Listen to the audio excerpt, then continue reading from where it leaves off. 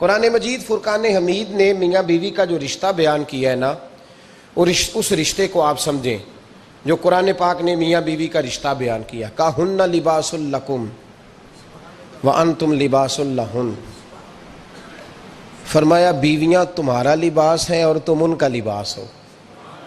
وہ تمہارا لباس ہے اور تم، اللہ اکبر، کیسا خوبصورت لفظ قرآن پاک نے، ہن لباس لکم وانتم لباس لہن، فرمایا وہ تمہارا لباس ہے اور تم، سمجھ آ رہی ہے نا جی بات کی، وہ تمہارا لباس ہے اور تم ان کا لباس ہو۔ تین خوبیاں تو ہر لباس میں ہوتی ہیں، تین چیزوں کے لیے لباس پہنا جاتا ہے، تین چیزیں، تین قسم کی آسائشیں لباس میں پائی جاتی ہیں، اس پر تو تمام مفسرین کا اتفاق ہے۔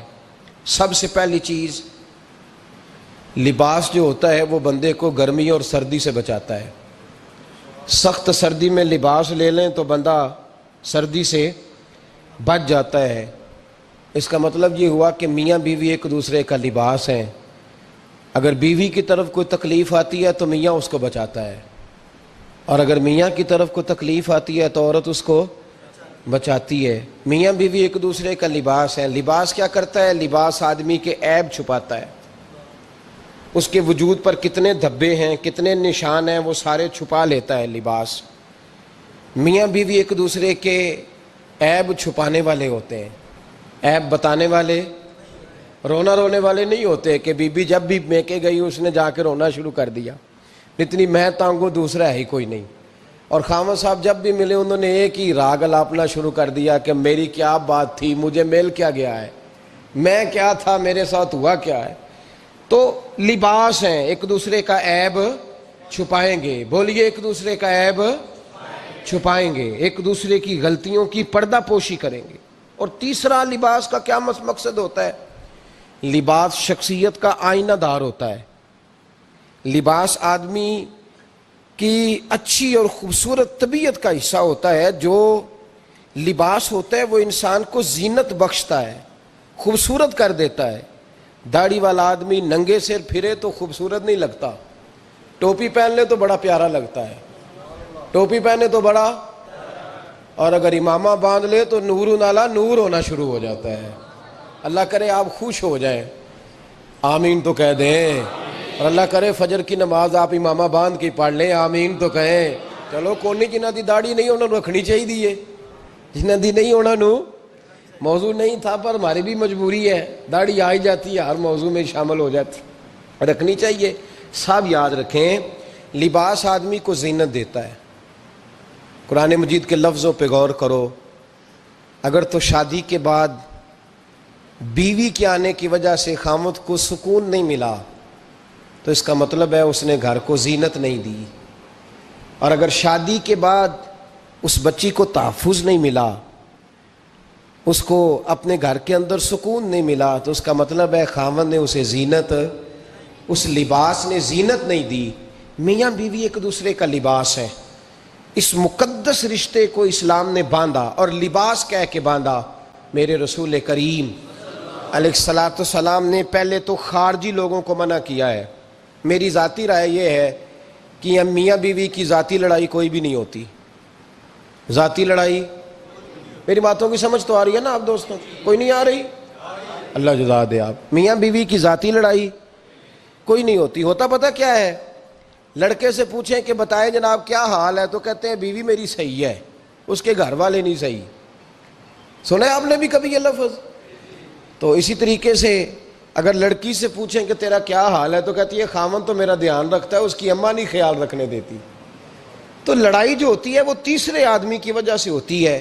تیری اماں آئی تھی تو اس طرح کہہ گئی، تو تیرا بھائی آ گیا تھا تو وہ یہ کہہ گیا، تیسرے فرد کی وجہ سے۔ میرے نبی کریم علیہ السلام نے تیسرے بندے کو سمجھایا ہے، تیسرے فرد کو حضور نے سمجھایا ہے۔ نبی پاک علیہ السلام نے فرمایا خبردار، ماں، بھائی، بیٹا، باپ سارے لحاظ کریں، بسنے دیں میاں بیوی کو۔ اگر شادی کر دیا تو ان کو سکون سے رہنے دو۔ تم دو جملے کہہ کے چلے گئے، کوئی عیب نکال کے جو چھپا ہوا تھا خامن کی نظر میں وہ نکال کے بتا دیا کہ تیری بیوی یہ کام بھی کرتی ہے، اب تم تو ہٹ گئے وہ بات کہہ کے، اب انہوں نے اکٹھے رہنا ہے، ان کی زندگی مصیبت کا شکار ہو گئی۔ آزمائش میں آ گئے وہ دونوں، ساری زندگی کڑتے رہے، ایک عیب نکال کے لڑکی کے گھر والے لڑکے کا اسے بتا کے چلے گئے تیرے خامد میں یہ عیب پایا جاتا ہے، وہ ساری زندگی کڑتے رہیں گے، تکلیف میں رہیں گے، انہوں نے تو اکٹھے رہنا ہے۔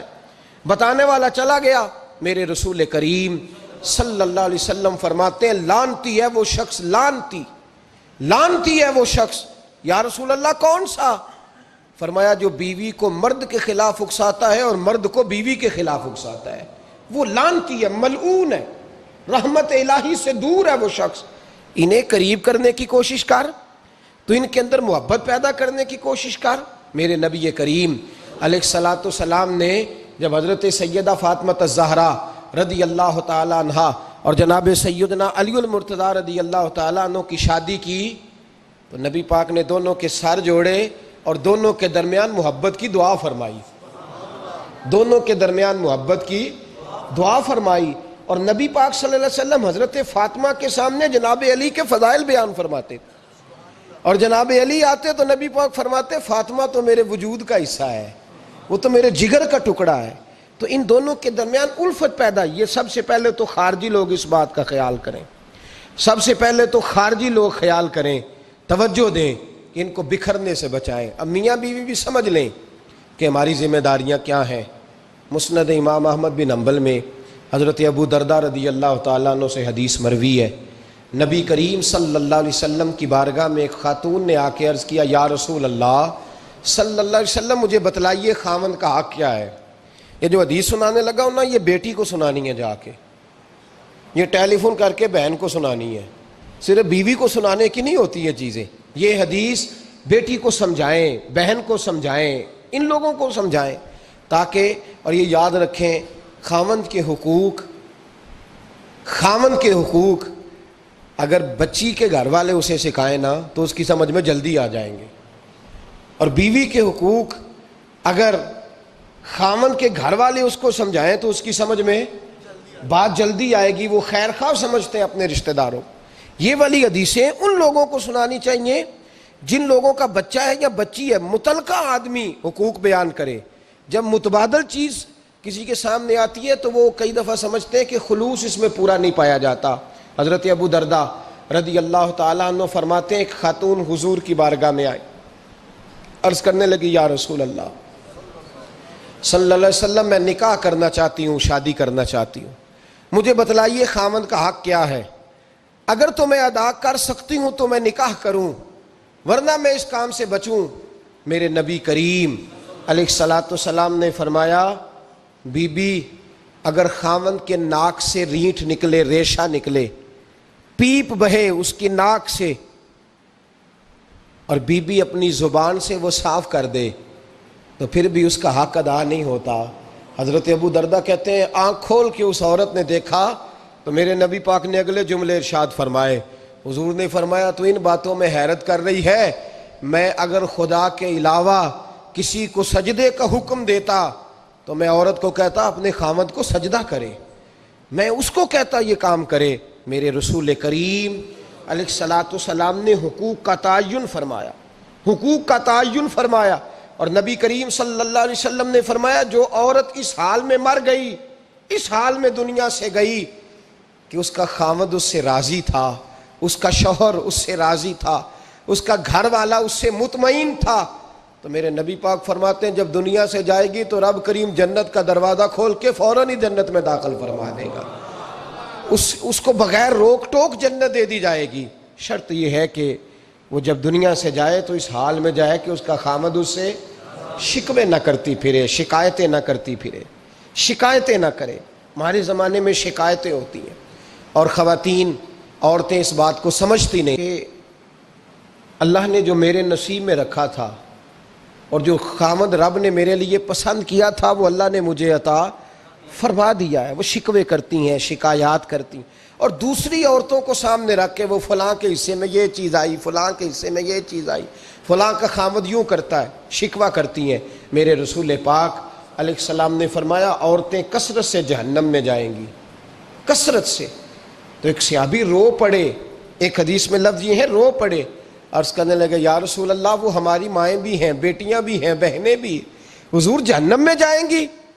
نبی پاک صلی اللہ علیہ وسلم نے فرمایا ایک تو وہ عیب جوئی کرتی ہیں، غیبتیں کرتی ہیں، دوسرا رب کا شکر ادا نہیں کرتی، اور تیسرا فرمایا اپنے خامند کا بھی شکریہ ادا نہیں کرتی، بات بات پہ ناشکری کرتی ہیں، بات بات پہ ناشکری کرتی، اس سبب سے جہنم میں جائیں گے۔ عورت کے حقوق کا تعین فرمایا، اور ساتھ ہی میرے رسول پاک علیہ السلام نے مرد کی طرف توجہ فرمائی، اور کیا خوبصورت لفظ ارشاد فرمایا تم میں ہر آدمی اپنے آپ کو اچھا سمجھتا اور اچھا کہتا ہے، ہر آدمی کہتا ہے، لیکن کوئی اگر مجھے آ کے پوچھے گا کہ محبوب آپ کی امت میں اچھا کون ہے، تو حضور فرماتے ہیں میں اسے اچھا سمجھوں گا جو اپنے گھر والوں کے حق میں اچھا ہے، جو اپنی بیوی خیرکم لأہلہ، تم میں سے بہترین وہ ہے جو اپنے گھر والوں کے لیے اچھا ہے، اور فرمایا جاؤ میرے گھر جا کے پوچھ لو وانا خیرکم لأہلہ، میں تم سب سے زیادہ بڑھ کر اپنے گھر والوں کے لیے اچھا ہوں،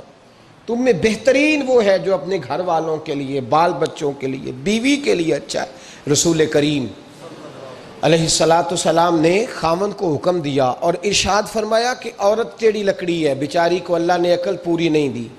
ایک بچہ چھوٹا ہوتا ہے، ہمیں پتہ ہوتا ہے کہ اس کا شعور پورا نہیں، اگر کوئی غلطی کرے تو کیا اسے نکال دیا جاتا ہے گھر سے؟ بولے، چھوٹا بچہ ہے، وہ کئی دفعہ بڑا نقصان کر دیتا ہے، آپ کیا کہتے ہیں؟ اسے مارتے ہیں، کلاڑی لے آتے ہیں اس کے لیے؟ اس طرح کرنا چاہیے، اس کے ابے کو بلا لینا چاہیے، بےزتی کرنی چاہیے پنچایت میں بٹھا کے کہ یہ غلطی کی ہے تیرے بچے نے۔ بھائی دادا یہ کام کرتا ہے؟ بولے نا، کیوں نہیں کرتا؟ وہ کہتا ہے ہمارا بچہ نہ سمجھ ہے، اپنا پوتا ہے، ہمارا اپنا ہے، اگر ہم اس کا باہر نکالیں گے تو بڑا کام غلط ہو جائے۔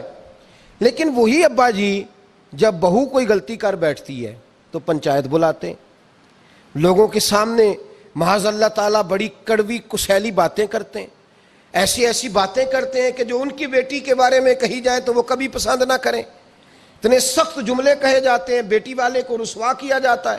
میرے نبی کریم علیہ السلام نے فرمایا یہ ٹیڑھی لکڑی ہے، بیچاری کو اللہ تبارک و تعالیٰ نے اپنی حکمت کے تحت عقل عادی عطا فرمائی ہے، تم اگر چاہو گے سیدھی کرنا تو یہ ٹوٹ جائے گی، سیدھی نہیں ہوگی۔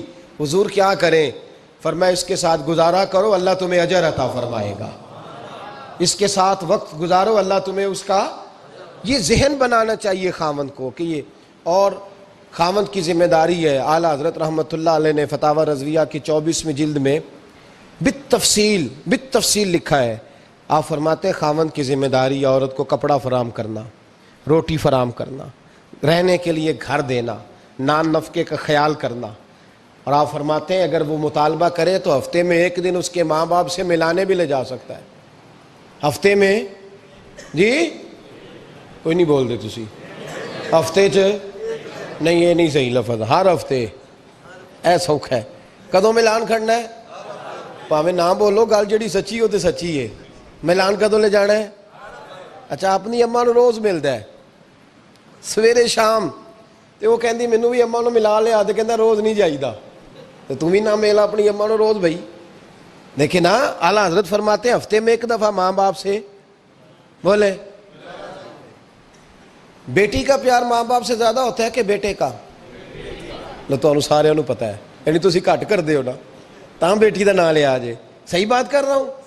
تو جس کا پیار زیادہ ہے اس کو روک دیا، کہتے نہیں روز نہیں جائیدا، سال بعد جائیں، بلکہ ان تے اللہ خیر کرے، اللہ پاک فضل کرے، داماد صاحب کی عزت ہی نہیں نہ ہوتی، اس کو آنکھوں پہ بھی اٹھائے تو کہتے تیرے گھر دے میری عزت نہیں کر دے، پتہ نہیں ہن تو عزت بھائیا کیڑی شے دا نام رکھیا ہے، وہ کیڑی ہے جڑی تینوں چاہیے ہے، اللہ ہی بہتر جانتا ہے۔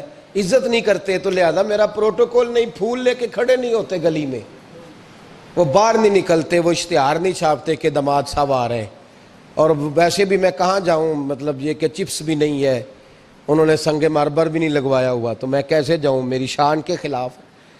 اعلیٰ حضرت فرماتے ہیں ہر ہفتے وہ بیٹی جو ہے، تو بیٹیاں بیٹیاں ہوتی ہیں، اور یہ تو اس دن پتہ چلتا ہے نا جب اپنی بیٹی بندہ ڈولی میں ڈالتا ہے، پھر پتہ چلتا ہے کہ دل کرتا ہے ہر ہفتے اس کو ملنے کو، دل کرتا ہے کہ وہ آئے، چہرہ دکھائے، ایک دفعہ مل جائے، ہر ہفتے اس کو ملوانے لے کے جائے، اس کی غلطیاں معاف کرے، اس کے عیبوں پہ پردہ ڈالے، اس کی کوتاہیوں کا خیال کرے، اس سے درگزر کرے، میرے نبی کریم صلی اللہ علیہ وسلم نے فرمایا میں اپنی امت کو حکم دیتا ہوں کہ اپنی بیوی سے بغض نہ پالنا، بغض نہ پیدا کرنا، کوئی غلطی کرے تو بغض نہ پیدا کرنا، بغض نہ رکھ لینا سینے میں کہ تو ہے ہی ایسی، تو ہے ہی، بغض نہ پالنا۔ اور کیا خوبصورت لفظ ہیں حضرت خدیجہ الکبریٰ کے سرتاج کے، اور کیا لفظ ہیں جناب سیدہ آمنہ کے لال کے۔ میرے نبی پاک فرمانے لگے اگر تمہیں اپنی بیوی کی کوئی عادت ناپسند ہے تو غور کر لو، ڈھونڈ لو، اس میں ایسی بھی عادت تمہیں ضرور مل جائے گی جو تمہیں بڑی پسند ہوگی۔ ڈھونڈ لو، غور کر لو، مل جائے گی، کوئی ایسی بھی مل جائے گی جو تمہیں بڑی پسند ہوگی، وہ بھی تمہیں مل جائے گی۔ ڈھونڈو تو صحیح، تلاش تو کرو، بغض کی اینک نہ لگانا، بغض کی اینک لگا کے دیکھو گے تو کچھ نہیں ملے گا۔